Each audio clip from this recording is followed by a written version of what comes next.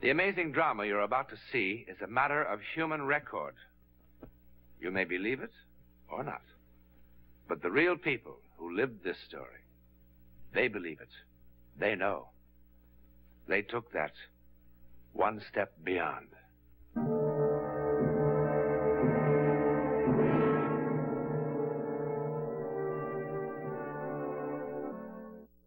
Dunkirk, France, June 4th, 1940.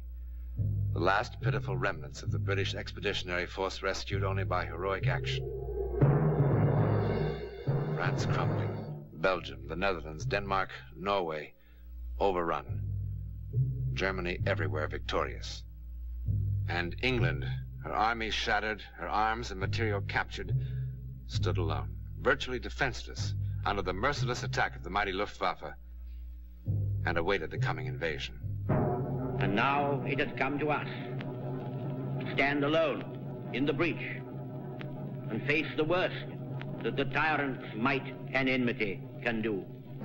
Should the invader come to Britain, we shall defend every village, every town, and every city. Winston Churchill, Britain's most potent wartime weapon. In that dark time after Dunkirk, he rallied his people from despair and defeat. They fought with anything and everything, even the fantastic weapon of psychic power. Inside this command post of Britain's Home Guard, on the North Coast in 1940, was a mild and most unmilitary fellow who took that incredible one step beyond. But see for yourself. Bear ourselves that if the British Empire and its Commonwealth last for 1,000 years, men will still say, this was their finest hour. About time somebody give them ruddy Nazis what for. Churchill's a real old British bulldog himself. No doubt of it. He's the leader we've been needing right along. I'll tell you what. All right, you men. Now, finish up with mess. You have to post guards before dark. Their finest hour. Well, it really gives you a sort of lift, doesn't it, Mr. Blakely? It does, Billy. It really gives one hope. Our side will win in the end. Yes, but do you really think we will? I don't know. I suppose that depends on us, doesn't it? The blooming Nazis don't kill me. This food will. Whoever told you could cook, eh? Oh, fine one to choose. Farmer probably never cooked a meal in his life. Do you think hauling coal in a dray qualifies you for any better? Oh, what a crew. Ruddy farmers, bank teller, overage chemist, headmaster of a blooming girls' school. Yeah, vicar and greengrocer, all bossed by a one-armed pensioner. He lost that arm in the First World War. And got a DSC doing it. Oh, Blakely. I met Ethel when I was in town today. She said to take care that you wear that scarf against the night air. How did she look? Oh, same as ever, don't you worry. You know, I've never seen anything like it. A body would think you were newlyweds instead of going on your 20th. Yes, Ethel and I suit each other. Oh, she said to tell you that the red platter dropped 28 fry. Whatever that means. Sounds like Russian code. Maybe Blakely's in cahoots with the Ruddy Reds. A red platter is a small tropical fish. Very beautiful. One of mine just had 28 babies. 28? Oh, glad my missus can't do that. Quite a sight they are. No bigger than the head of a pin. Lucky, you take the outpost. You and Carl. What? Him? Do I have to have him for a partner? Oh, why not? Well, I just wouldn't feel safe, that's all, with only a kid to protect me back. Look, Lucky, we're all the same here. All doing our bit as best we can. Carl's done well so far. Well, he's got no nerve, anybody can see that. If he had, he'd be in the services at his age. Quite obviously, he was turned down by the services. Well, that's what I mean. Why? That's none of your business. Now, Lucky, it's time you understood we're under military discipline here. This is war, and you'll have to take my orders. Look here. I'll take Cliffy's place on the cliff ward. I was going to put you on telephone watch tonight, Herb. You need rest. We all do, don't we? I doubt if there's a man here who's had 10 hours sleep in the past week. Carr and I can spell each other. All right, that's how you want it? If it's all right with Carr and Lockie. All right. You know the schedule of the watch and the signals. Now, no lights and no smoking from now on. Harrison. Yes. You and Charlie get to the lighthouse. Right. Bill, you take the near bunker.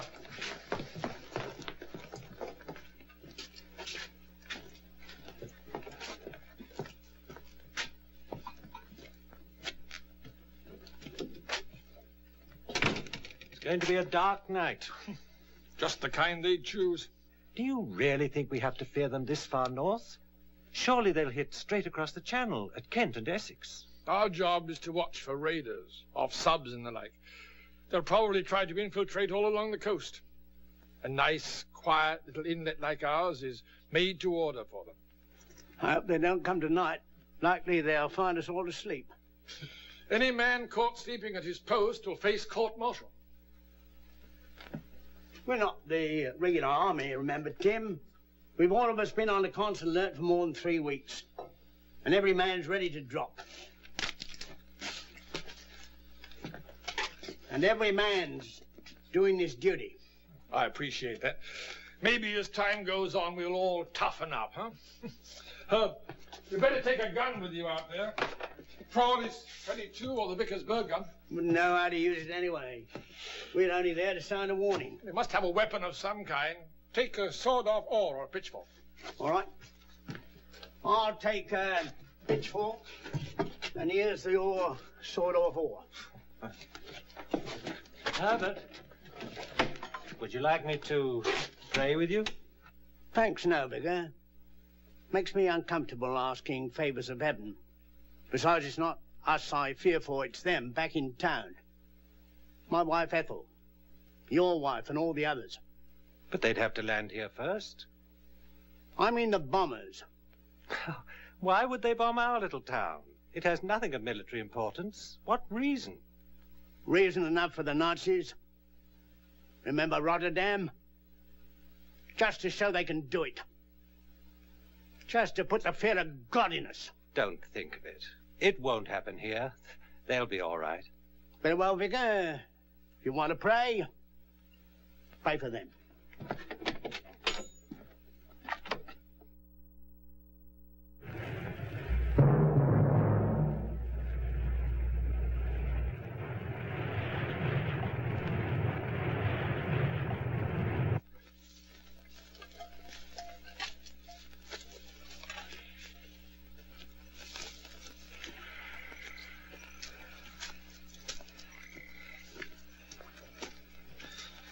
Well, if the war depends upon Lockie or Charlie or me, God help us. We're really at the bottom of the barrel. Oh, I wouldn't say that entirely. I'll wager Lockie can still put up quite a scrap, even with his crippled leg. Of course, I'll admit, as a warrior, I'm an excellent greengrocer, but, well, perhaps our services won't be needed after all. Yes, but supposing they come, what are we going to do without guns to go round? They'll have guns, you know. Perhaps we can take them away. We can do the best we can, that's the straight of it.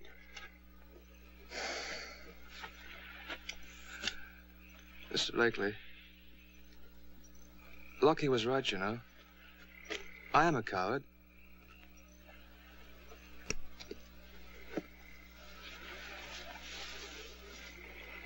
Why? Because you're frightened? Yeah. But everybody is, even Lockie. Are you? Certainly. Now curl up and catch a nap. Yes, but aren't you tired? I don't go to sleep now, or I shan't wake up till morning. So, I'll take the first watch, while you catch 40 winks, and then you can have the second. Now, don't worry, I shall wake you.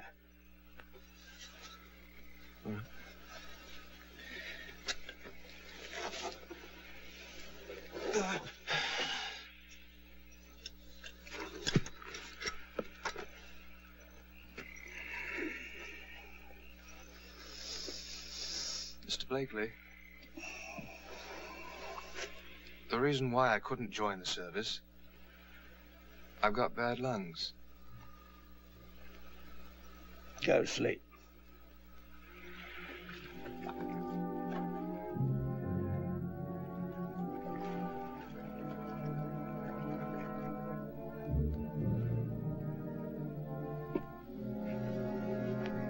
What a ruddy bore.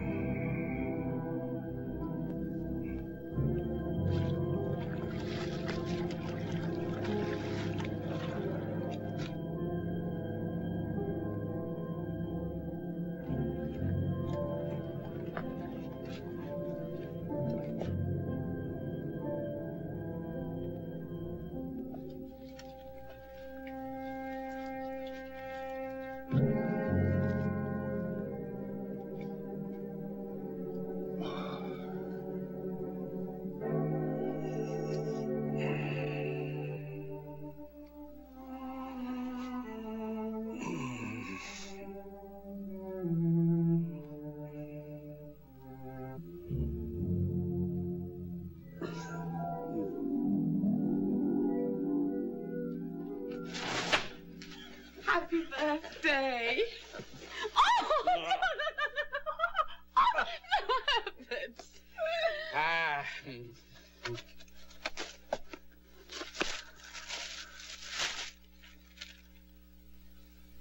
Do you like it?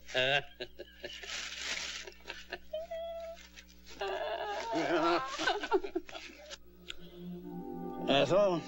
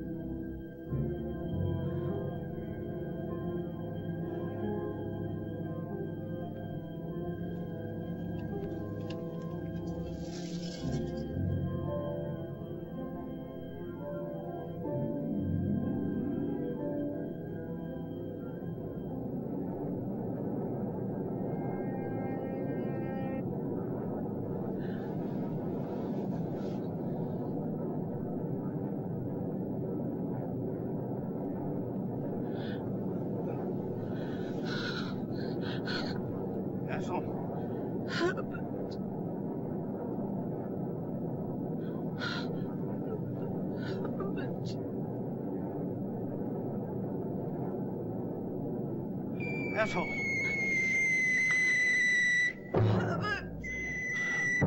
Ethel!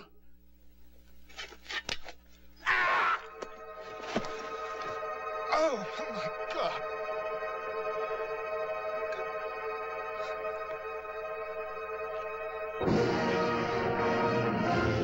He's not alone there yet. We've got to signal the alarm.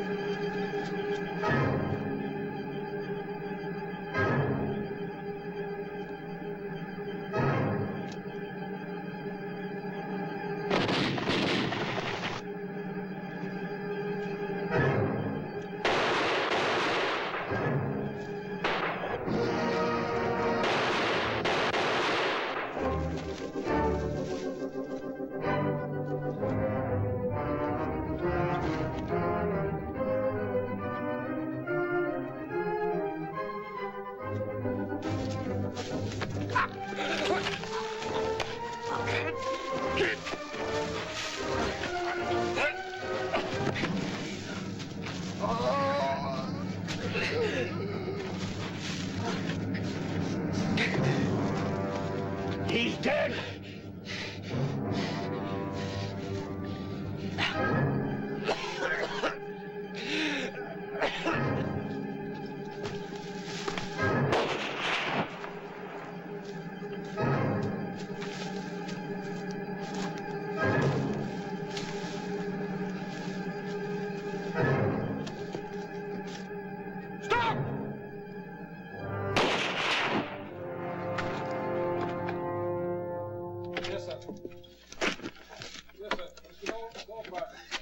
Easy. Oh. Ow.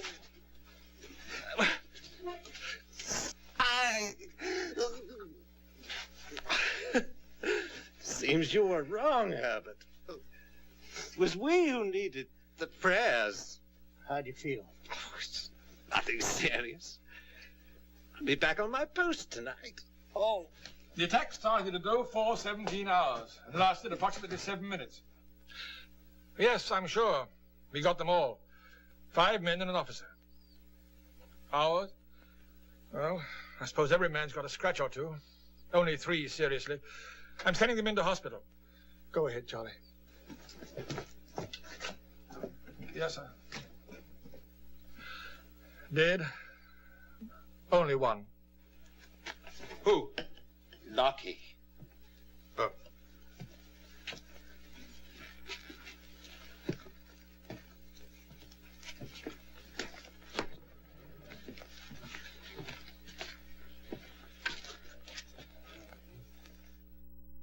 What is it, Herb? It was my fault, Tim. Yours? Why? I was late giving the alarm. I was asleep. If that were true, you'd be dead. We got the alarm all right, and from you. I woke up just at the last moment. And you know what woke me? A dream. A dream? A dream that saved my life. Saved all our lives, probably. Tim, they bombed the town. In your dream? Yeah. I saw Ethel sleeping, and the eye bombers overhead. Didn't you hear them? No. Besides, why would they bomb us here? They must have passed over on their way to London. Are you sure? You didn't hear bombs falling in town over there. How could we with all the noise here? I've got to go see. Maybe you think I'm balmy, but you've got to give me time off today to go in. You see, I saw Ethel and my house and the bomb falling. Herb, it was only a dream. I got to know. All right.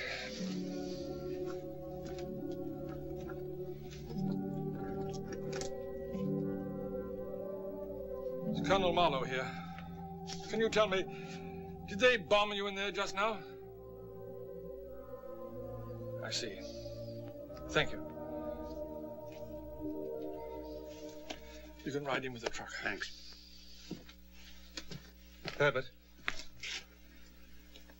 Good luck. Thanks.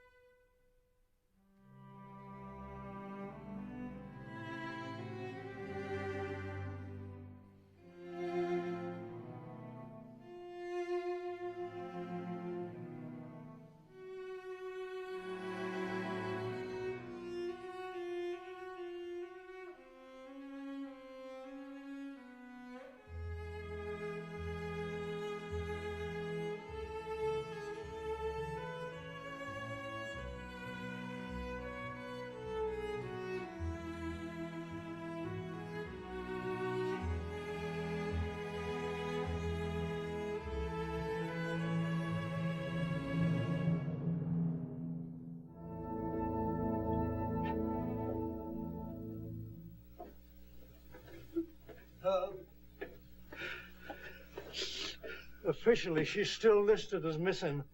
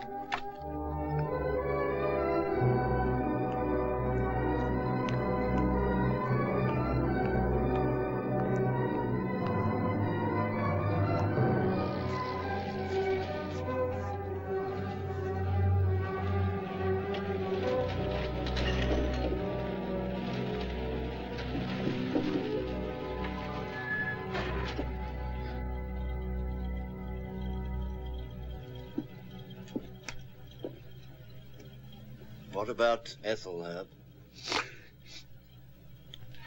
Rotten luck. What do you want to do? Let's go back. It's my place, isn't it?